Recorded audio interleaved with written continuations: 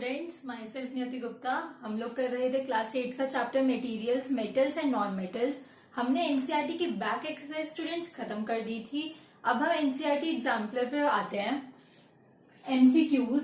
First question, which of the following is not a metal? Students, sulphur. इसका तो direct answer ही है, कुछ समझने वाली चीज नहीं है इसमें। Question 2, the substance that will be flattened on beating with a hammer is। Students, इस प्रॉपर्टी को हम मेलेबिलिटी बोलते हैं। ये मैं आपको बहुत बारी बता चुकी हूं। मेलेबिलिटी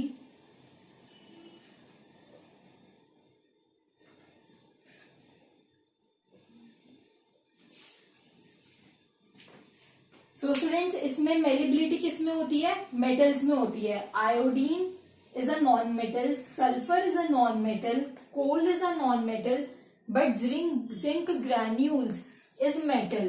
तो ये malleability की प्रॉपर्टी जिंक में होगी। Question 3, Buju has learned that non-metals on beating with a hammer are generally broken into pieces. Which of the following is a non-metal? इस प्रॉपर्टी को क्या कहते हैं स्टूडेंट्स? ब्रिटल।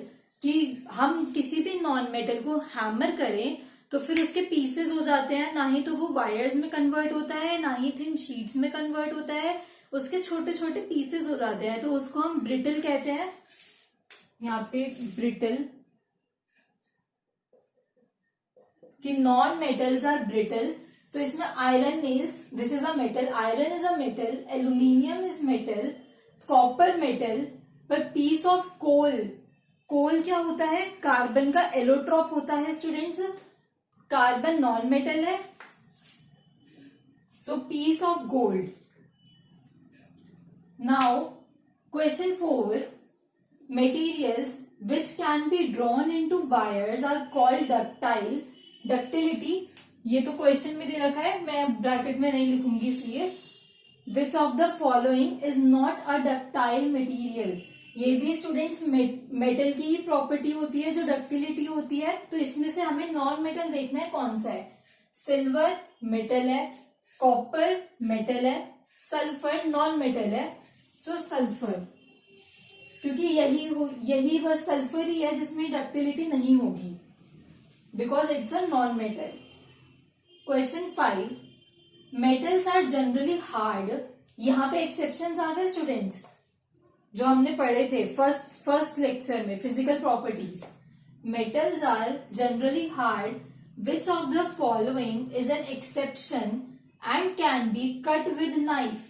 तो स्टूडेंट्स, एक्सेप्शन क्या थी? सोडियम और पोटेशियम। सोडियम ही answer में दे रखा है, पोटेशियम कहीं नहीं है, तो सोडियम ही आंसर है इसका। Question 6, metals are generally solid. ये भी दोनों एक्सेप्शन पे बेस्ड है। Metals are generally solid. Which of the following metals is in liquid state at room temperature? Students, mercury। Thermometer का ही एग्जाम्पल आपके सामने बहुत बड़ा है, जो मैं आपको बता चुकी हूँ बहुत बारी, पिछले लेक्चर में भी बताया था, और मे बी इस एनसीईआरटी बैक एक्सरसाइज में भी कोई क्वेश्चन था मरकरी के ऊपर, जिसमें मैंने आप लोगों को ये बात क्लियर करी थी कि मरकरी जो होता है वो लिक्विड स्टेट में होता है एट रूम टेम्परेचर। इसी वजह से वो थर्मामीटर में यूज होता है स्टूडेंट्स। नाउ आगे बढ़ते हैं।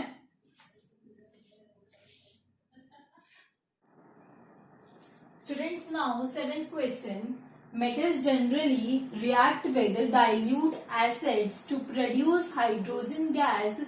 Which one of the following metals does not react with dilute HCl? So students, हमने पिछले वीडियो में, पिछले लेक्चर में भी ये देखा था कि जो मतलब कि लो रिएक्टिविटी की मेटल्स होती हैं वो ना तो डाइल्यूट HCl से और ना ही डाइल्यूट सल्फ्यूरिक एसिड से रिएक्ट करती हैं। सो स्टूडेंट्स, इसमें से जो सबसे ज्यादा लो रिएक्टिविटी का मेटल है वो है कॉपर।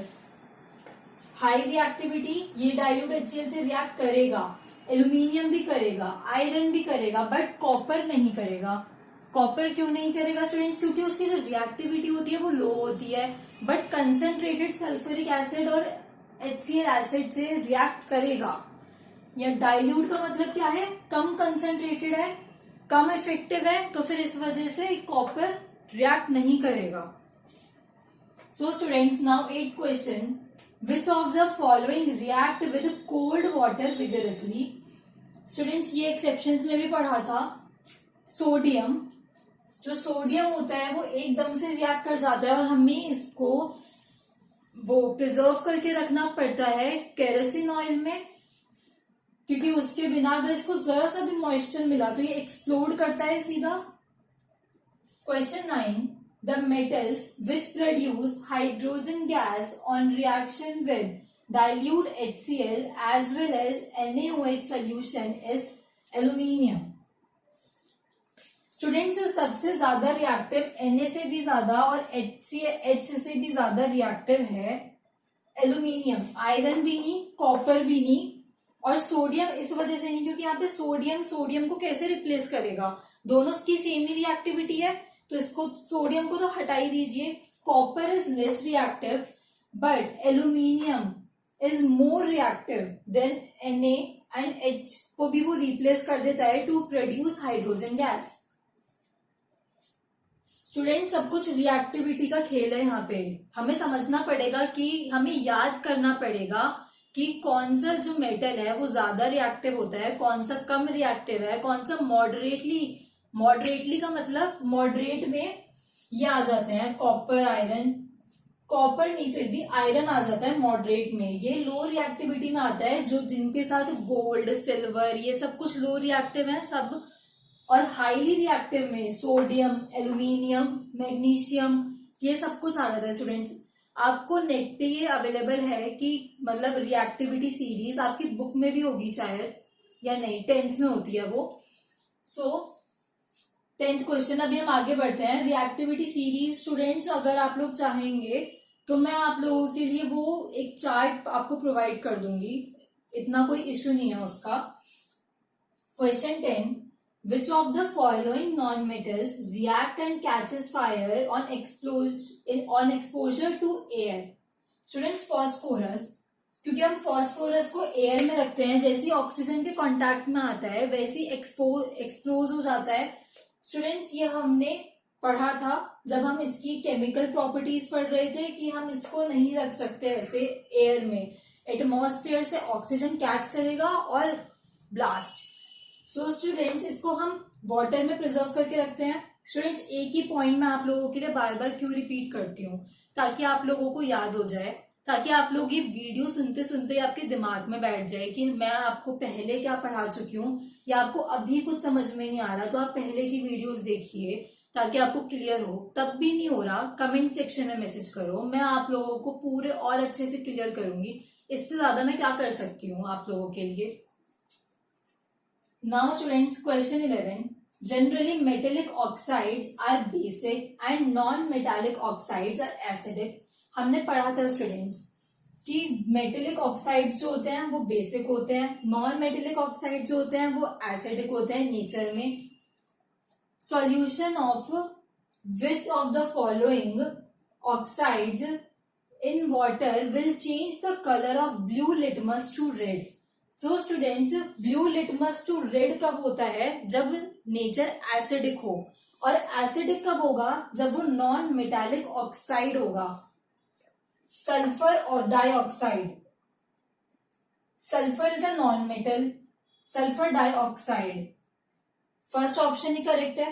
स्टूडेंट्स, अगर आपको ये एसिडिक और बेसिक का जो चक्कर है वो क्लियर नहीं हो रहा है अगर, तो आप लोगों के लिए एक शॉर्ट ट्रिक है कि अगर लिटमस पेपर ब्लू में कन्वर्ट हो रहा है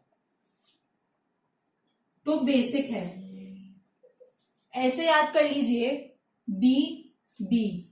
अगर रेड टू ब्लू हो रहा है, मतलब अगर ब्लू लिटमस है, रेड टू ब्लू अगर कन्वर्ट हो रहा है, ब्लू बी, तो बेसिक है नेचर में, बी बेसिक। और अगर ब्लू टू रेड हो रहा है, तो अगर पहले में बेसिक है तो दूसरे में एसिडिक ही होगा। एक याद कर लीजिए, दूसरा खुद पे खुद याद हो जाएगा।